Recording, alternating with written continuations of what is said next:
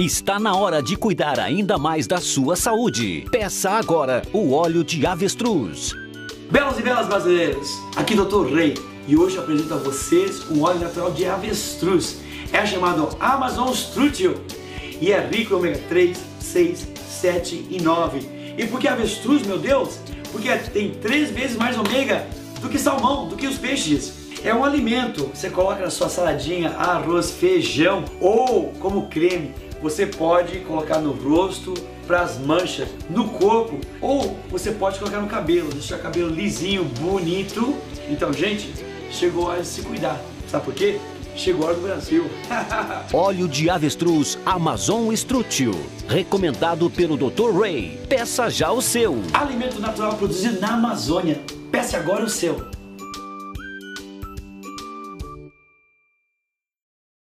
Chegou a hora dessa grande nação, um país que ama, porque o Brasil é o coração do mundo. Então, a gente não pode liderar nada, a gente não pode liderar o mundo se a gente não cuida da nossa saúde. Então, Deus deu esse incrível animal pra gente, cujo óleo, na verdade, é quase um milagre. Eu falo como cirurgião. O cirurgião trabalha na Harvard. Então, gente, vamos cuidar da nossa saúde.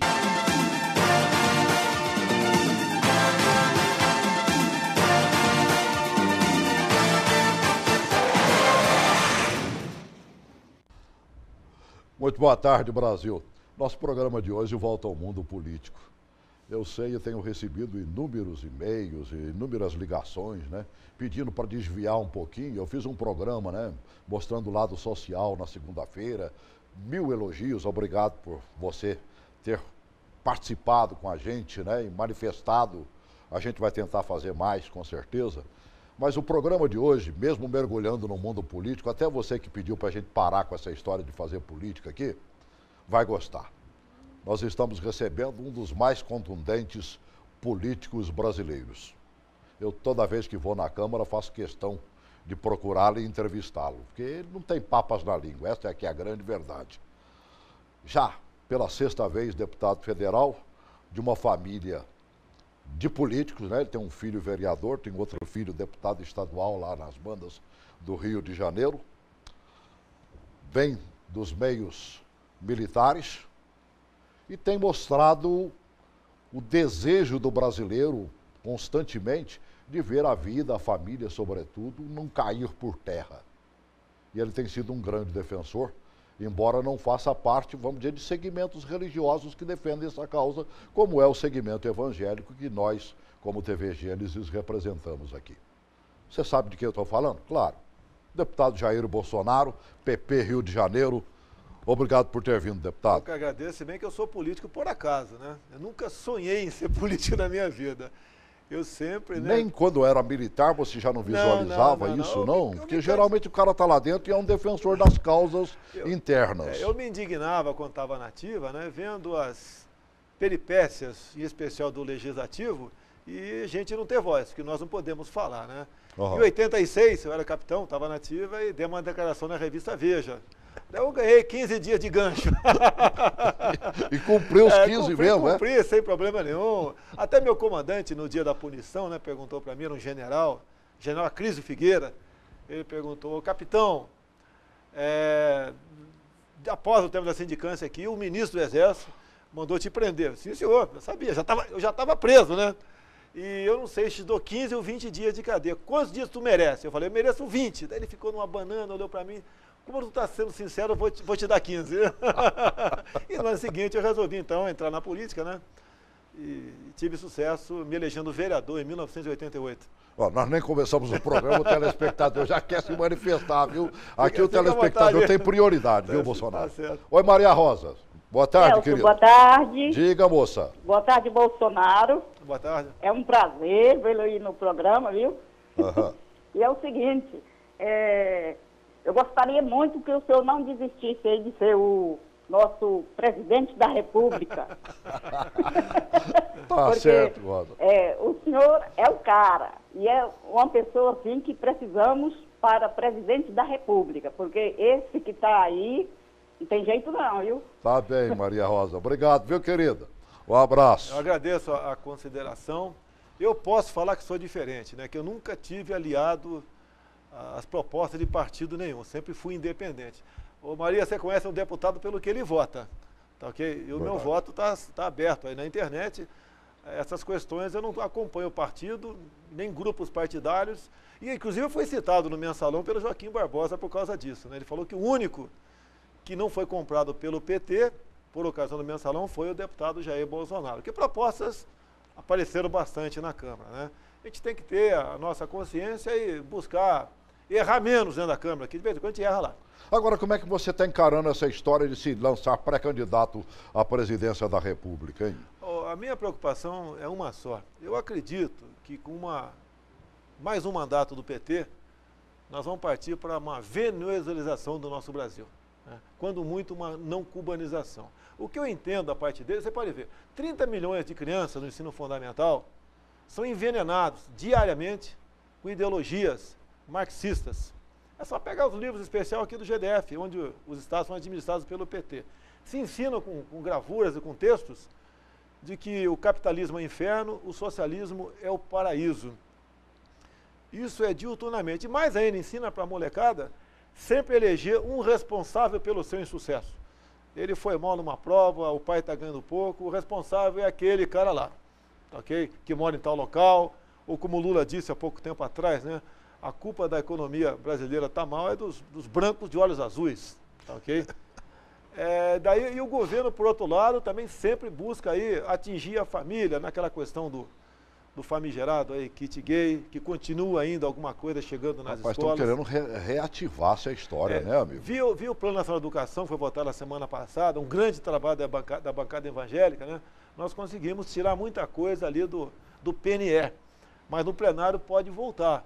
Agora, se o governo diz que já havia pedido para recolher aquele material, por que volta a carga agora? Eu entendo como um projeto de poder.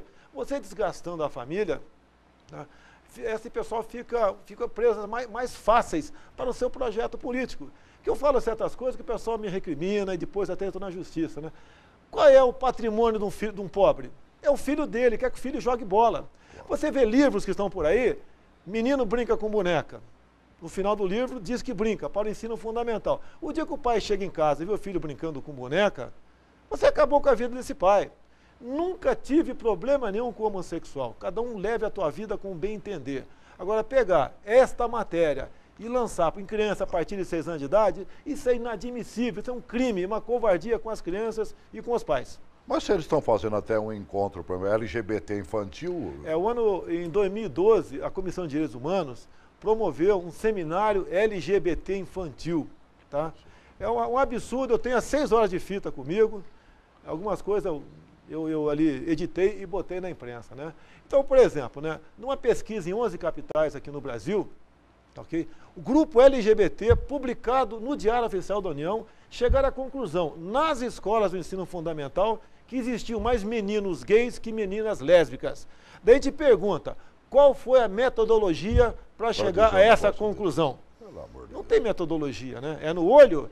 Perguntou para a dona Mariazinha, de 6 anos, se ela gostaria de dar um beijinho numa menina em vez do menino. No menino de 8 anos, se ele gostava de ser abraçado pelo professor ou pela professora. Eles não dizem qual é a metodologia. E eles ficam numa situação complicada, porque eu tenho as fitas e tenho documentado. Daí me acusam de homofóbico.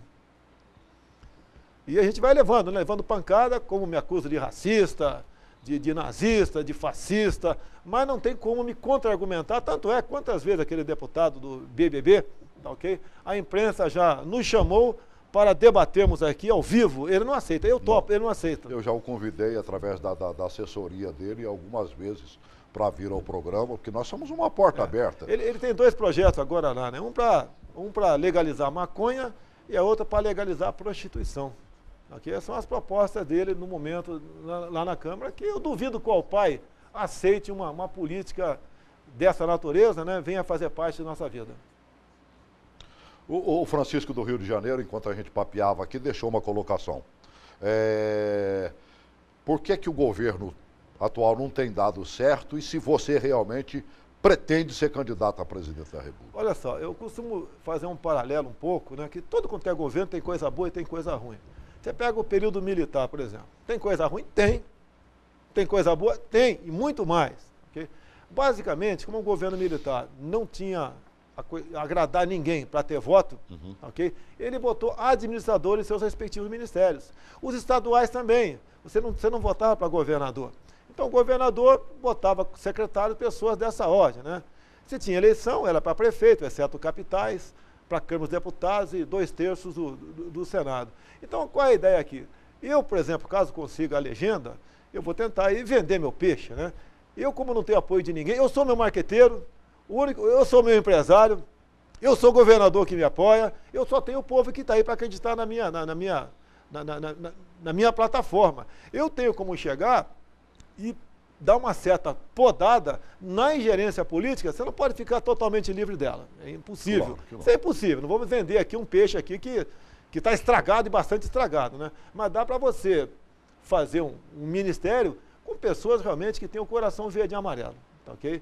E botar a proposta, muita coisa que eu botei, uma matéria do Ricardo Sete, da Veja Online, né? São questões que vão de encontro ao interesse da sociedade e não tem custo zero. Por que esse governo é contra, por exemplo, a redução da maioridade penal? Eu digo que um garoto de 16, 17 anos que comete barbaridades por aí, ele comete porque tem certeza da impunidade. Agora ele sabe o que está fazendo, sabe por quê? Na favela ele não comete esse tipo de crime, porque lá ele vai morrer. Quer ver uma coisa no tocante à polícia militar? Eu tenho pena, às vezes, da polícia militar. O policial militar não tem uma retaguarda jurídica para bem exercer o teu trabalho. Não qualquer um confronto especial no Rio de Janeiro, que tem muito, ao morrer o inocente, acaba morrendo, a culpa cai logo em cima do policial. Primeira providência, recolhe para o batalhão prisional. Claro. Qual retaguarda jurídica ele tem? Nada, não tem nenhum advogado, não tem nada para ajudá-lo a sair daquela enrascada. Tá, okay? E tem uma série de outras coisas que eu poderia debater contigo aqui sem problema nenhum. Tá bem. Questão de educação. Oi, Edson, boa tarde. Porto Velho, né, Edson? Boa tarde. Diga, amigo. Eu queria perguntar para o deputado Jair Bolsonaro se na época da ditadura dos militares, ou hoje, naquela época a gente quase não sabia de corrupção, se hoje havia mais corrupção naquela época ou hoje. Porque naquela época havia autoridade, hoje não existe autoridade, né? Até coronel da PM andou apanhando aí, destruem delegacia, queimam viatura, né? Fecham tudo, então está desse jeito o negócio. A questão da corrupção, obrigado, Edson. A questão da corrupção, ela sempre vai existir. Mas você pode ver, você não acha um general que tenha enriquecido naquela época, coronel, capitão, cabo, soldado, não tem.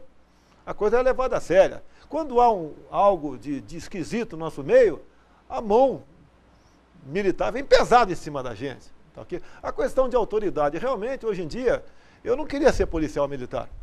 Porque ele não tem como exercer a tua autoridade. É a mesma coisa ser professor hoje em dia. O professor está muito mais preocupado na sala de aula em não apanhar do aluno. E às vezes até não levar tiro do aluno. Tiraram completamente a autoridade do professor da sala de aula. Da polícia militar é a mesma coisa. Muitos estão aí como heróis. Alguns até, lá no Rio de Janeiro, eu sempre falo Rio porque eu não quero falar da PM de Brasília, que eu conheço pouco aqui. Claro. São semelhantes, né? Às vezes o garoto entra para a polícia militar mais para ter um porte de arma, e com aquele porte de arma ele exerceu uma profissão, um bico paralelo, que ele ganha muito pouco, é obrigado a fazer isso aí. Como policial ele pode exercer esse bico, tá, ok? Então isso acontece em nosso meio. Agora, falta dar uma retaguarda jurídica para ele poder trabalhar. E ele falou sobre autoridade, né? Não se tem autoridade. Eu gostaria de ter um presidente da República, não interessa se é militar ou civil, mas que tivesse autoridade.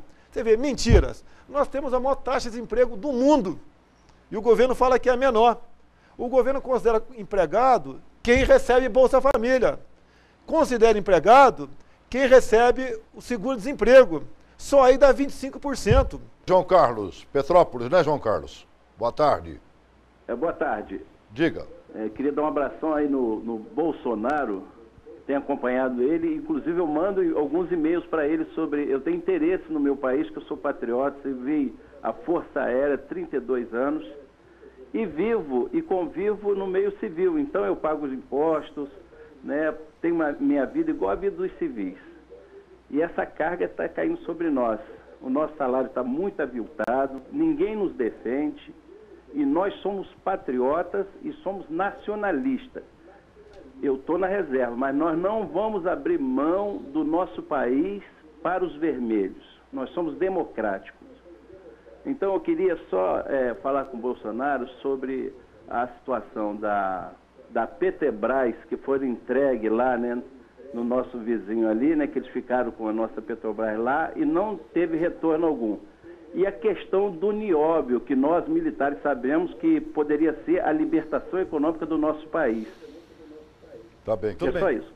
Vamos lá, você se referiu com toda certeza o caso da Bolívia, né, onde o Evo Morales, com sua tropa, tomou uma refinaria da Petrobras. E o então chanceler Celso Amorim defendeu lá. Esse cara agora é nosso ministro da Defesa. Eu, por exemplo, como presidente, eu botaria um oficial general 4 estrelas à frente do Ministério da Defesa. Se alguém quiser me botar na frente de um centro cirúrgico, deve ser um maluco, ou queira matar gente, que não estou preparado para isso. Então a questão do Celso Amorim é uma coisa... Ele, inclusive, apoiou aqui o Irã, no então Ahmadinejad, para que eles pudessem enriquecer urânio acima de 20%.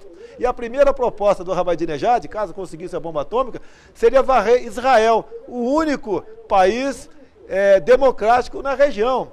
O nosso governo, e o Celso Amorim também, defendeu aqui aquela questão de Itaipu, onde aquele bispo de Araque, né, o Lugo, né, que abusava de quem ia confessar com ele, majorou aqui a nossa tarifa de energia elétrica. E hoje, as informações que eu tenho é que a metade de Itaipu Binacional, que vinha quase de graça, vinha para nós, né, além de aumentar o preço agora, estão preparando um parque industrial perto de Assunção, onde lá eles implementarão um parque industrial e nós vamos perder isso aí. Imagina, vamos perder o equivalente a 40% de Itaipu e de onde vem isso aí? Os reservatórios estão aí pifados.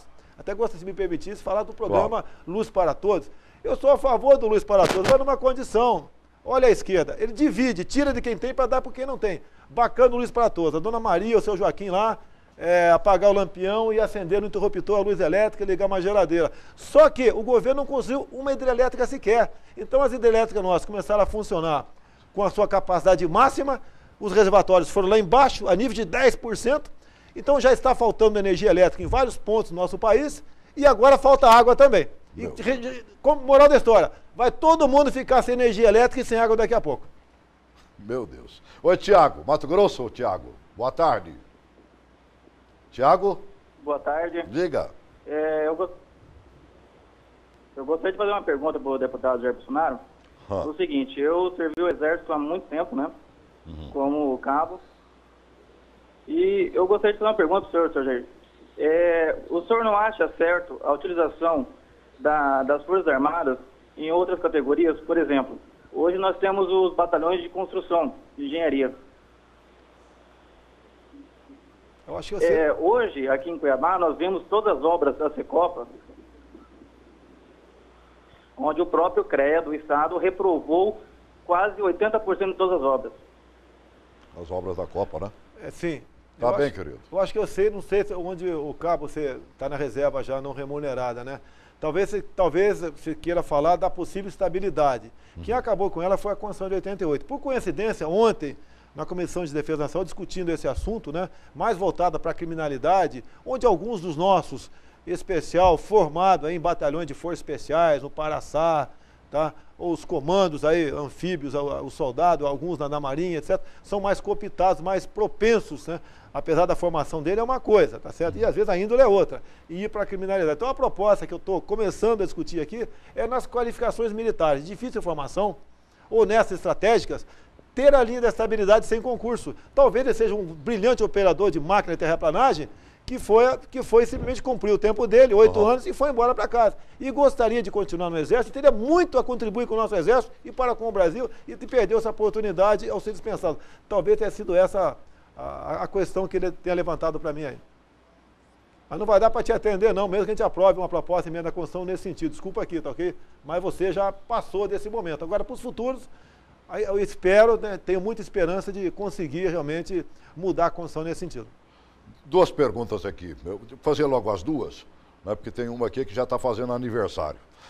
A Sandra de Curitiba perguntando: o que é que você faria com os presidiários brasileiros? Botaria para trabalhar, para pagar os custos? Olha, e aí, deixa o Júnior da Ceilândia, deixa eu emendar a segunda, né?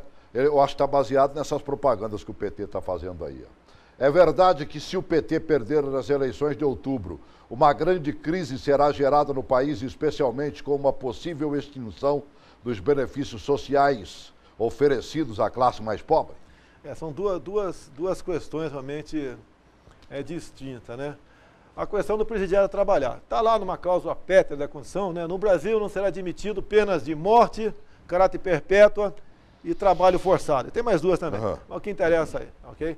Então você não pode mexer na Constituição dessa forma. Eu gostaria, né, de buscar uma brecha, e para isso você tem que ter força, para isso não vale um deputado apenas, para o trabalho forçado. Eu duvido, eu acho que 99% da população aceita o trabalho forçado para presidiário.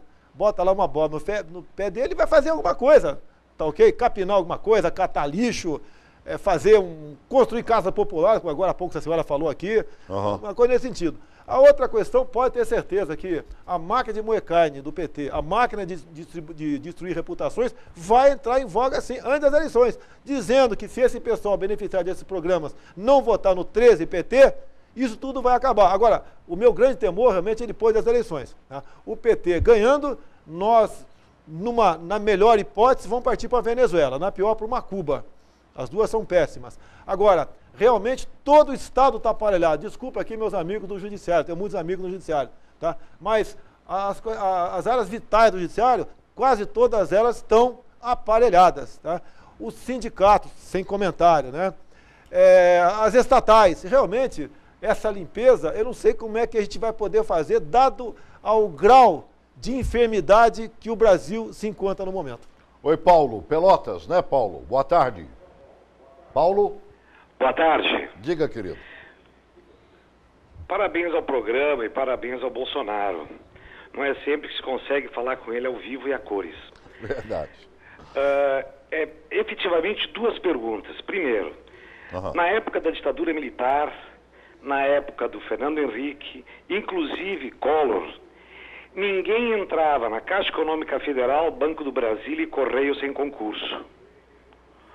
Depois que o PT entrou, chefe de seção, entregador, carteiro, tudo sem concurso. Essa é a primeira pergunta. Quando é que isso para? Quando é que a festa para?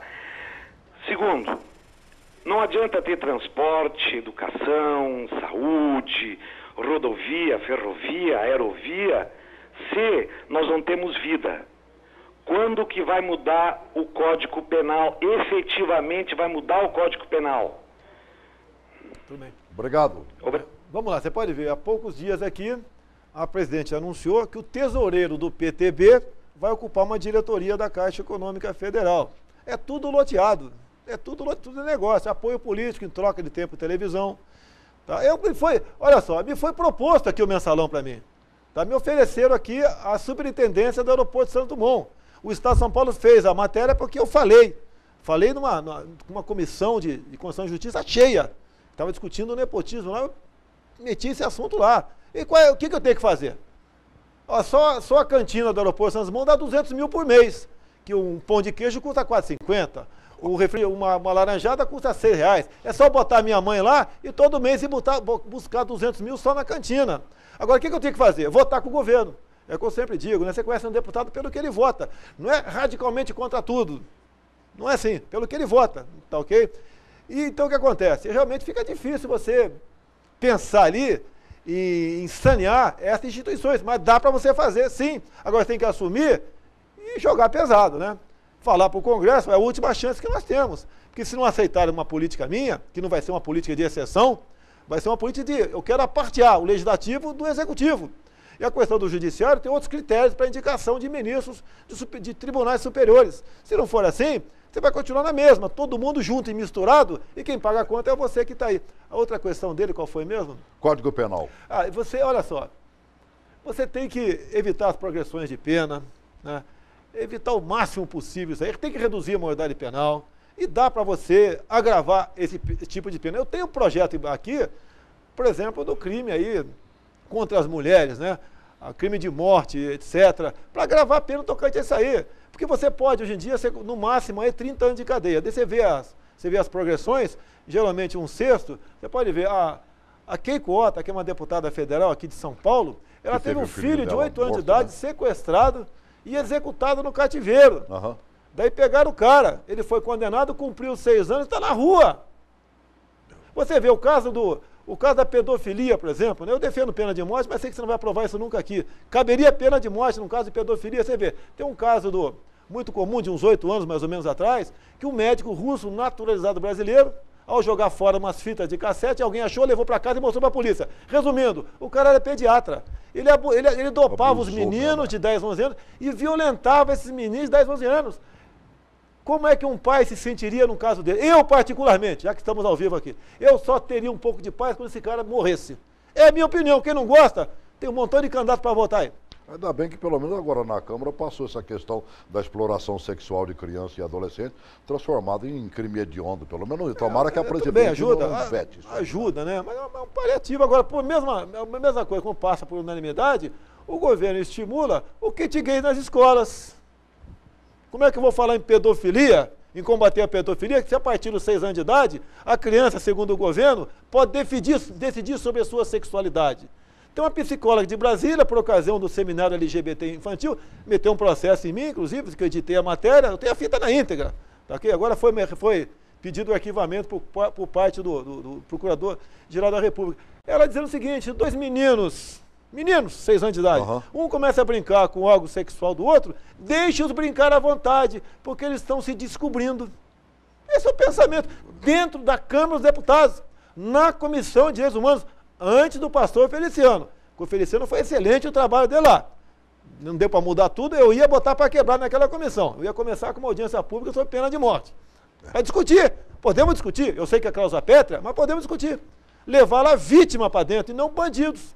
Defender vítimas e não direitos para marginais. Se você tomar conhecimento aqui do Estatuto do Encarcerado, tá, ok? Em especial um policial militar, ele vai querer pedir baixa da polícia no mesmo momento. Ele passa a ter tanto direito policial, tanto direito presidiário, que o policial, o agente penitenciário, passa a ser um coitado. Ou seja, ele passa a ter direito a shampoo e creme hidratante. E o carcereiro, que é um agente do Estado, né, caso seja acusado de negar o creme hidratante para esse preso, ele pega 3 anos de cadeia inafiançável. Ele vai ficar mais preso do que aquele vagabundo que recebeu o shampoo. Passa a ter direito, por exemplo, à cela individual. É para atender aqui os mensaleiros. Vão botar na rua 80% da comunidade carcerária. E a polícia trabalha. Se não trabalhasse, não teríamos 550 mil atrás das grades. Essa é a grande verdade, né? Você vai ter que voltar muito rapidamente. Nós temos que valorizar as polícias militares. Tá bem, as Forças Armadas agora, tá? Eu tenho conversado com um policial militar, tá? Os meus companheiros, tenentes de academia, tenente R2, capitães, né? Sargentos, soldados engajados. Dá para você entender que é um soldado engajado? É aquele que prestou serviço militar obrigatório e vai ficar mais um ano. Esse garoto está dentro da maré. Ele não sabe, não tem estado emocional para lidar com aquilo. E quase todo dia estão levando tiro por cima. Numa troca de tiro, morrendo inocente, vão pegar um garoto desse, 20 anos de idade, um soldado, um tenente de academia, um jovem sargento que terminou a ESA agora, e botar 20 anos atrás das grades para dar uma satisfação à sociedade. Ele não está lá porque ele quer. Diferente do policial americano, né? Ele ia estar autorizado a fazer o que for na defesa do patrimônio da vida do outro, e ele ganha uma medalha por causa disso. E aqui ganha uma cadeia. Meu Deus. Obrigado por ter vindo. Já acabou? Já acabou, você viu? Passou tão rápido, estouramos os nossos 50, fomos um pouquinho mais além, mas valeu a pena. Muito obrigado. Vamos marcar um retorno rápido seu aqui. Tá bem? Obrigado por ter vindo.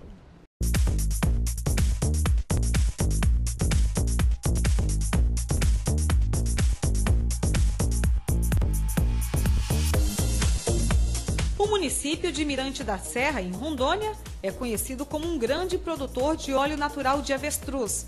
A fábrica foi inaugurada na cidade em março de 2012, sendo a única no mundo a produzir o óleo comestível.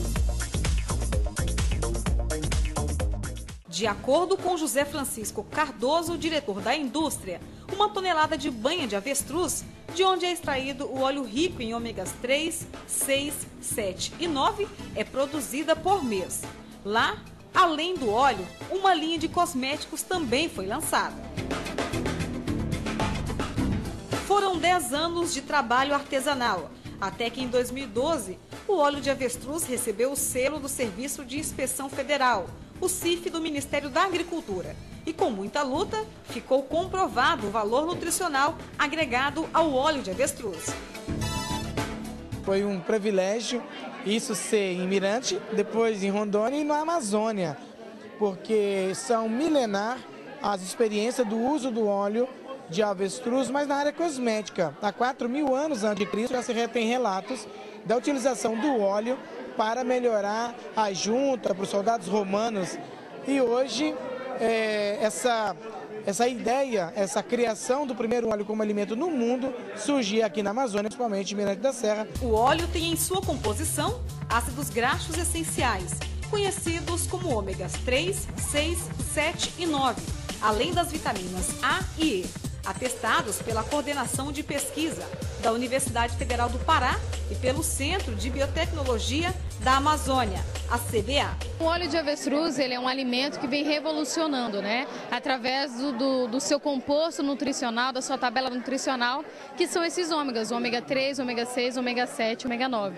O interessante é que a população está despertando para o valor desse óleo, porque é o único óleo como forma de alimento produzido no mundo, é aqui em Rondônia, é o óleo natural de avestruz, que compõe naturalmente essa cadeia de ácidos graxos. Então, graças a Deus, nós estamos tendo êxito, porque as pessoas estão conhecendo, né, procurando adquirir conhecimento sobre esse óleo, a Amazon Strut, o óleo natural de avestruz. Atualmente, o produto é comercializado em cerca de 50% nos estados do país.